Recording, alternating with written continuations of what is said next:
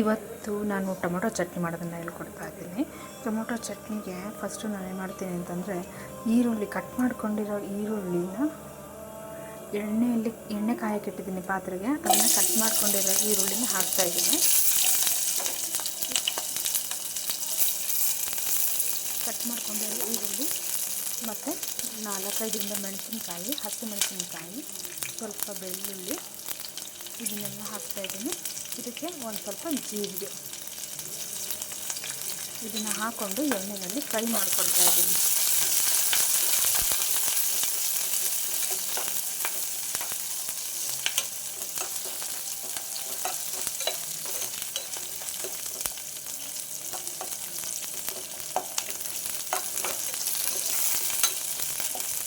ಇದೊಂದು ಚೂರು ಫ್ರೈ ಆದಮೇಲೆ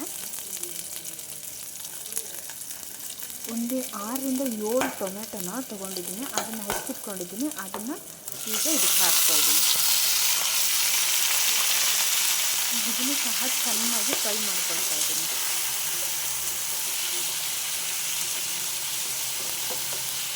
ಇದು ಚೆನ್ನಾಗಿ ಫ್ರೈ ಆಗಬೇಕು. ಒಂದು ಸ್ವಲ್ಪ ಹಸಿ ವಾಸನೆ ಎಲ್ಲ ಹೋಗಬೇಕು.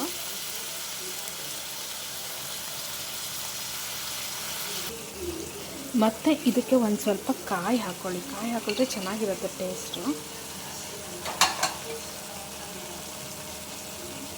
ಒಂದು ಸ್ವಲ್ಪ ಅರಿಶಿನ ಪುಡಿ ಹಾಕ್ಕೊಳ್ಳಿ. ನಾನು ಆಲ್ಮೋಸ್ಟ್ ಎಲ್ಲದಕ್ಕೂ ಜೀರಿಗೆ ಅರಿಶಿನ ಹೆಚ್ಚಾಗಿ ಬಳಸ್ತೀನಿ. ಬಟ್ ಏನಂತಂದರೆ ಜೀರಿಗೆ ಒಳ್ಳೆಯದು ಹೆಲ್ತ್ಗೆ ಅಂತ.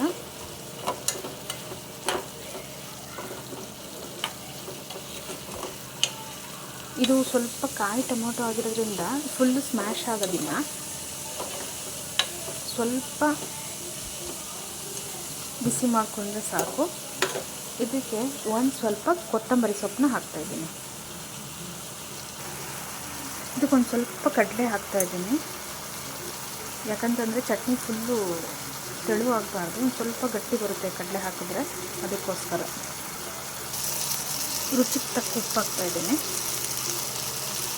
ಈಗೆಲ್ಲನೂ ಮಿಕ್ಸ್ ಮಾಡಿಬಿಟ್ಟು ಇದನ್ನು ಆರ್ಲಿಕ್ಕೆ ಬಿಡ್ತೀನಿ. ಸ್ವಲ್ಪ ತಣ್ಣಗಾಗಲಿ, ಆವಾಗ ಮಿಕ್ಸಿ ಮಾಡೋಕ್ಕಾಗುತ್ತೆ. ಈಗ ಚಟ್ನಿಗೆ ರುಬ್ಕೊಂಡಿದ್ದಾಗಿದೆ. ಇದಕ್ಕೆ ಒಗ್ಗರಣೆ ಮಾಡಿಬಿಟ್ರೆ ಚಟ್ನಿ ಆಗುತ್ತೆ. ಒಗ್ಗರಣೆಗೆ ಸ್ವಲ್ಪ ಎಣ್ಣೆ ಹಾಕಿಟ್ಕೊಂಡಿದ್ದೀನಿ. ಅದಕ್ಕೊಂದು ಸ್ವಲ್ಪ ಸಾಸಿವೆ ಹಾಕಿ,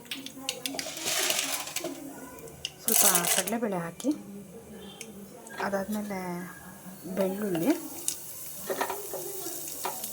ಒಂದು 4 ಕರಿಬೇವು, ಆಮೇಲೆ ಸ್ವಲ್ಪ ಈರುಳ್ಳಿ. ಇದು ಚೆನ್ನಾಗಿ ಫ್ರೈ ಆಗಲಿ.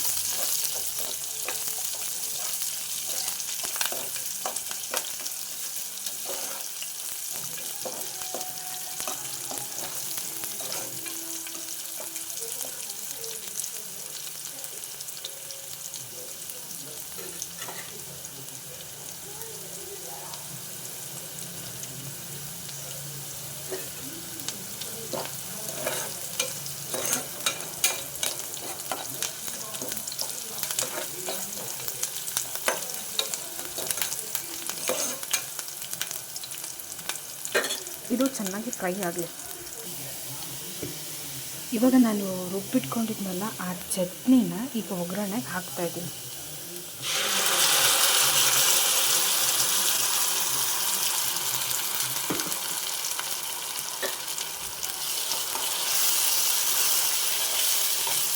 ಇದೇನಕ್ಕೆ ರೆಡ್ ಕಲರ್ ಬಂದಿಲ್ಲ, ಸ್ವಲ್ಪ ಕಲರ್ ಕಡಿಮೆ ಇದೆ ಅಂತಂದರೆ, ನಾನು ಟೊಮೊಟೊನ ಫುಲ್ಲು ಹಣ್ಣಾಗಿರೋ ಟೊಮೊಟೊ ತೊಗೊಂಡಿಲ್ಲ, ರೆಡ್ ಕಲರ್ಗೆ ಸ್ವಲ್ಪ ಗ್ರೀನ್ ಕಲರ್ ಇರೋ ಟೊಮೊಟೊ ತೊಗೊಂಡಿದ್ದೀನಿ. ಅದಕ್ಕೋಸ್ಕರ ಚಟ್ನಿ ಈ ಥರ ಇದೆ.